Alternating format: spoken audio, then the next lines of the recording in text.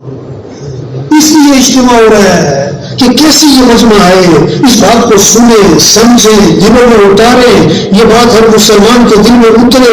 کیسے یہاں سے اجتماع کی کامیابی کیا ہے؟ اجتماع کی کامیابی کیا ہے؟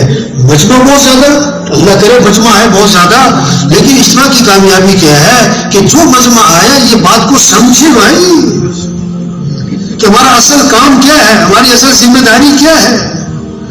اپنی زندگی کا رخ صحیح کریں، اپنی صلاحیتوں کو دکان پہ نہ لگائیں، کاروبار پہ نہ لگائیں، مال کمانے پہ نہ لگائیں، اپنی خواہشات پہ.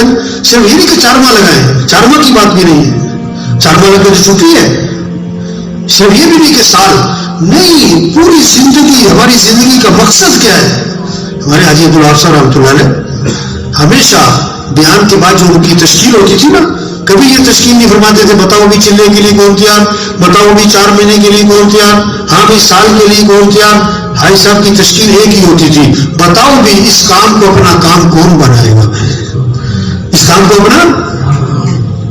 فیصلہ آباد میں اجتماع تھا تو حاجی صاحب کا بیان تھا علماء میں، تو بیان کے بعد میں تشکیل کے لیے کھڑا ہوا. ہاں بھائی سال کے لیے کون تیار ہے؟ علماء تھے نا سارے، سال کے لیے کون تیار ہے؟